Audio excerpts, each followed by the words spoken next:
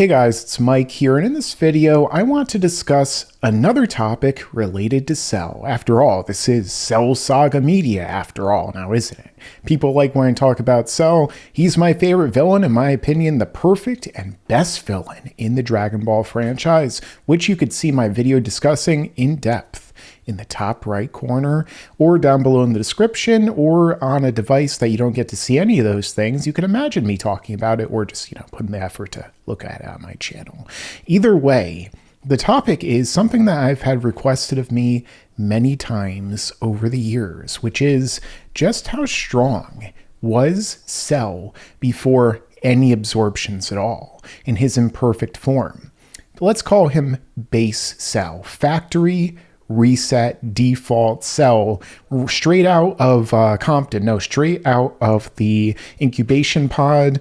And when he comes into his perfect or imperfect form, before absorbing anyone who is a human, their bioextract, before absorbing Piccolo's energy, before absorbing the androids, and the list goes on. Well, in this video, I'm going to be going in depth into the original story written and drawn by Akira Toriyama, the manga, the prime continuity, if you will, talking about the original version and the original version of Cell, even more original this time, in fact. So let's get directly into that, because I love talking about Cell, especially getting in depth into the perfect villain as it is. So as we could see right here, we had a description of Cell given to us by Toriyama in the manga, in the breakdown of Dr. Gero, Dr. Wily as it were, and all the explanations of the androids.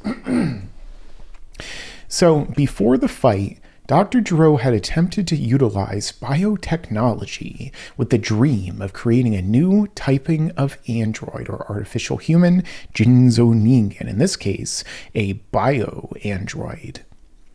Due to the constraints, he programmed his computer to finish the job. Yeah, his computer with its AI had gone in depth into creating, through gene splicing and genetic engineering, the ultimate life form. I talked even more in depth about a lot of these subjects with Blackenfist in another video in the top right corner, which is Why Didn't the Androids Obey Dr. Gero? A lot of times the titles and the thumbnails, that's kind of just the doorway into a greater subject I like to discuss in my videos.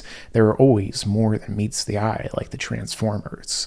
And speaking of Transformers, we're talking about Cell here, a guy who transforms, allowing his project to be continued unattended.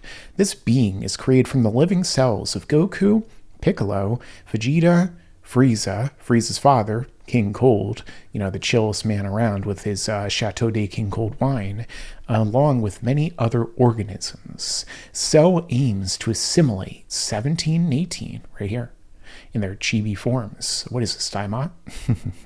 In order to achieve his perfect form. Excuse me, Mr. Perfect Cell in there. Imperfect, as it were, at the time.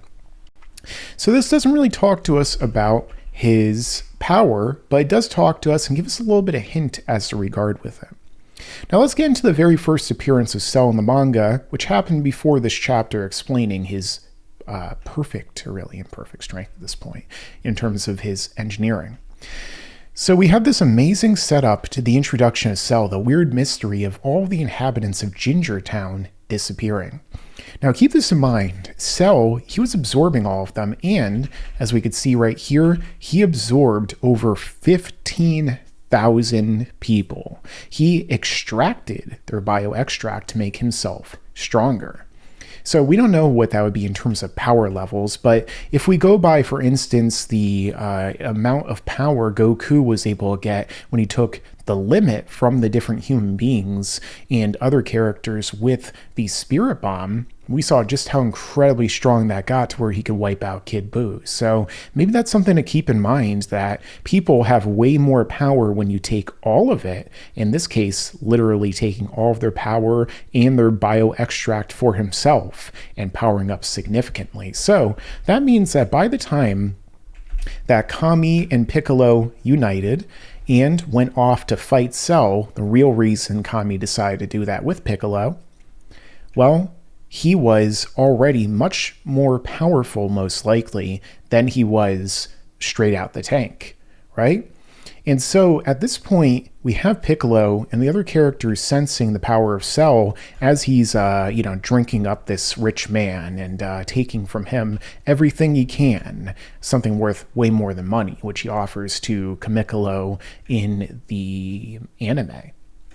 Cell powers up, and not only is he really strong, but everyone's taken off guard by the fact that they can sense his energy, and it doesn't feel like some random powerful energy. No, it feels like Frieza and King Cold and Goku and Piccolo and even Vegeta. Vegeta's key.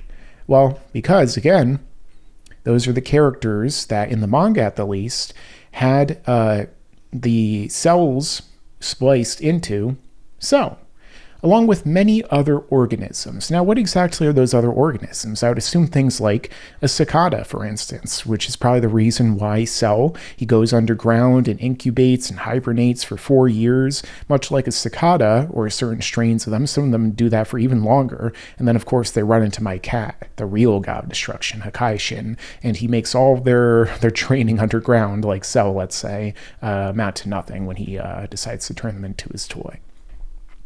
So when he goes to fight Piccolo, well, you could see that Cell isn't really as powerful as Piccolo at this point in time.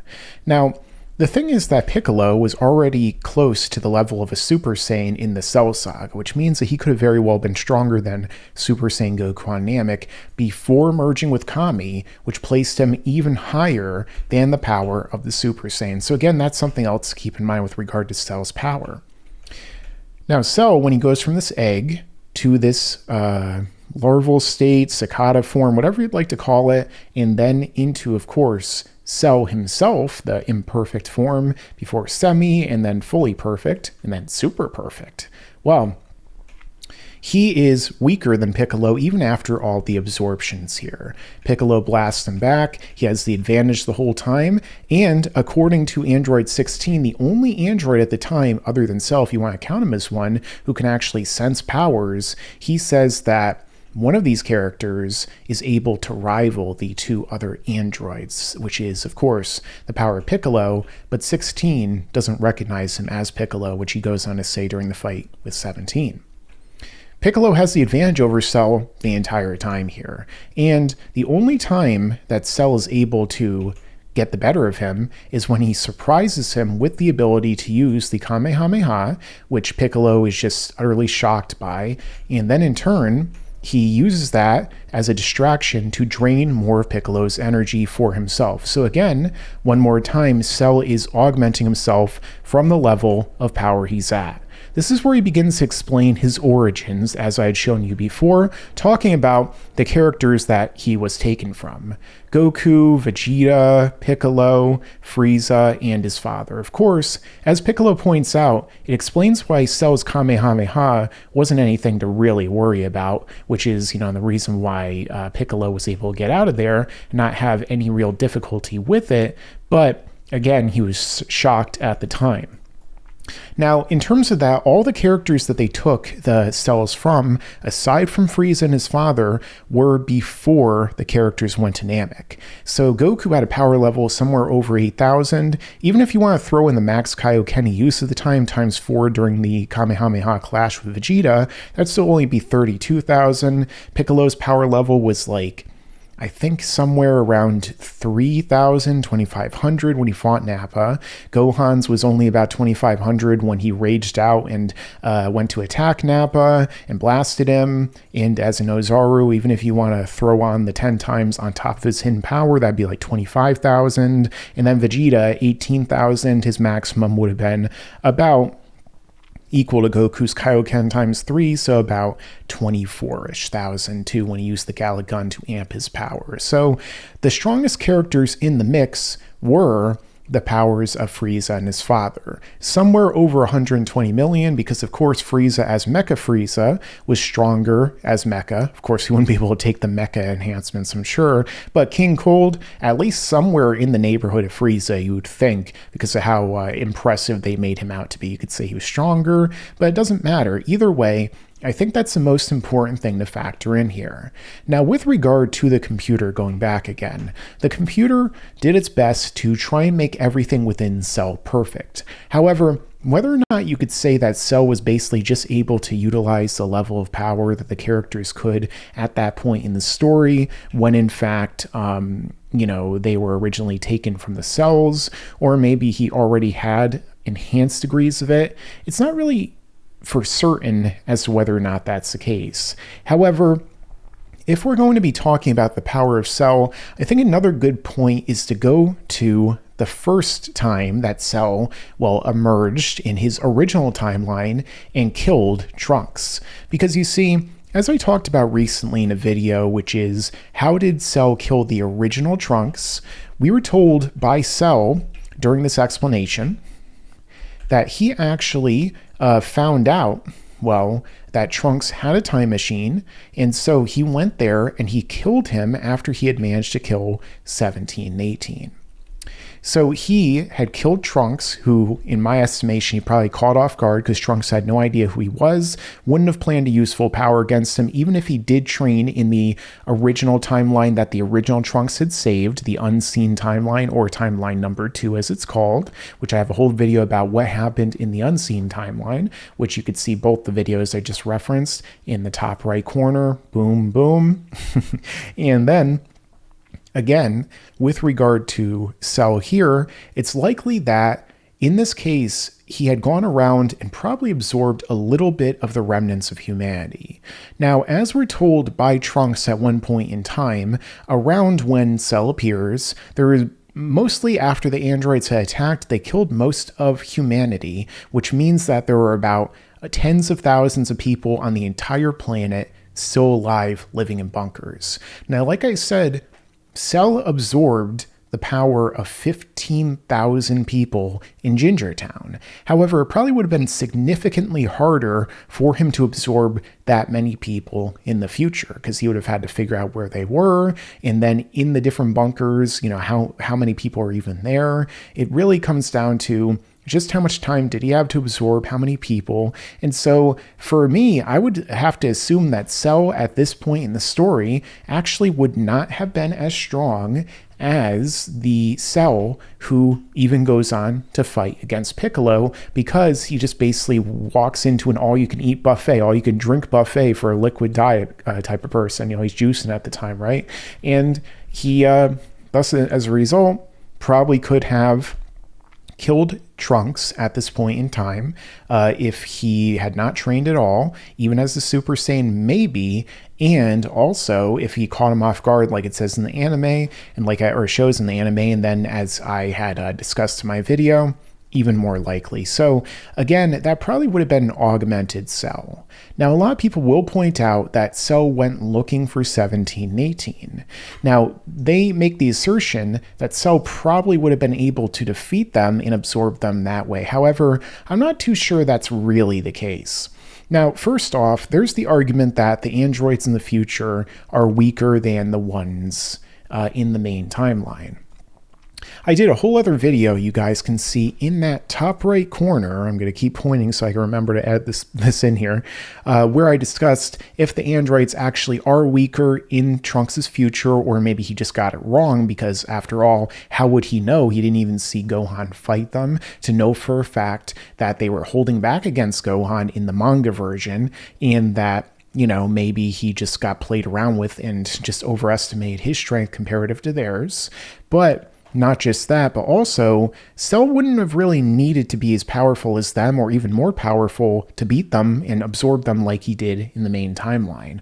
All he would have to do is sneak up on them. After all, as I had just shown before, when Cell was fighting against Piccolo, we can just go right back here. We saw that Android 16 is the only one of these three who had the ability to sense powers. 17, 18 didn't. So if Cell just snuck up on 17 like he did during the fight against 16, he could have just absorbed him, just like he could have killed Cell if he snuck up, or Trunks if he snuck up on him. And Trunks, even just trying to fight him, he's like, well, why would this bug man be a threat to me? And then Cell kills him quickly.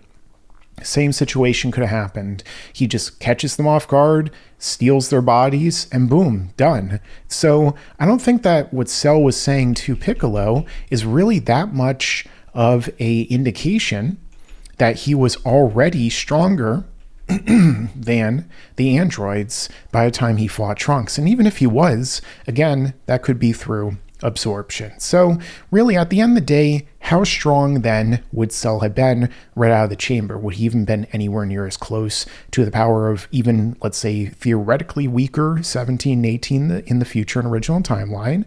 Would he have been anywhere near the power that he showed here when he fought against Piccolo? Anywhere near the power he showed here, which probably would have been actually weaker when he went to kill Trunks and then was killed by our future Trunks from this timeline with this particular Cell, which is not the same Cell, by the way. I know timeline and time travel is confusing, but stay with me. Or would he have been closer to, let's say, some of the organic components? Well, let me get into that right now in my conclusion. So with regard to all of that, just how strong really was Cell when it came time for him to emerge from the chamber, the actual incubation chamber, and, for him to be completed in his imperfect form? Personally, I think that he probably would be somewhere maybe in the range of, Piccolo after the 3 years of training, but before merging with Kami.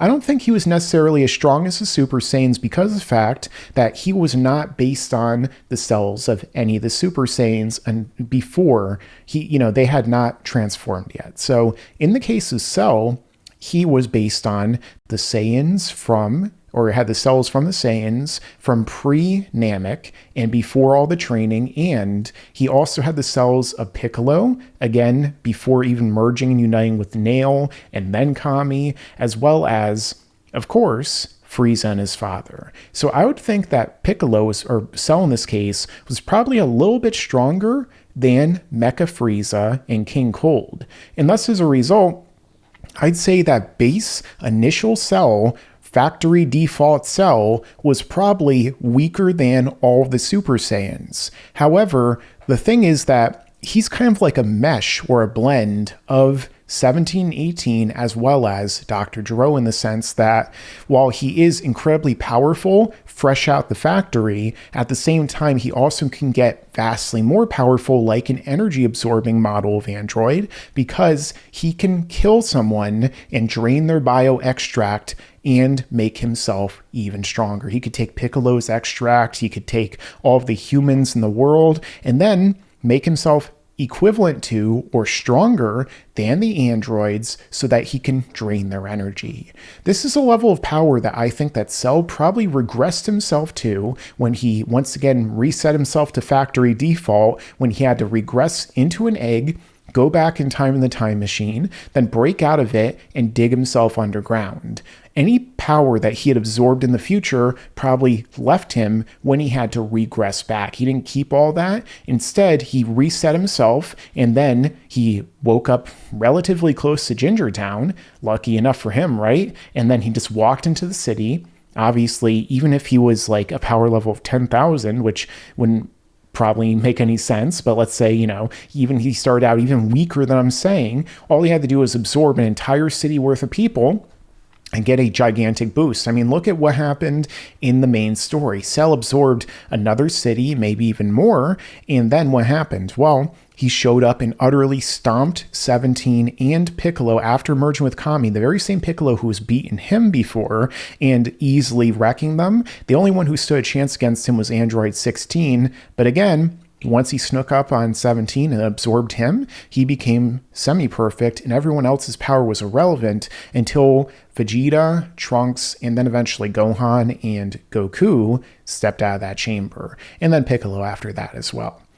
So with that being said, I think that he probably was closer to Mecha Frieza and King Cold before the transformations, if he even really had those, and not just that, but additionally weaker than Future Trunks and also Goku and Vegeta as full power Super Saiyans before the time chamber, as well as after the time chamber. Obviously, they would all beat him. 17 and 18 would beat him. 16 and, well, the characters after that in the story.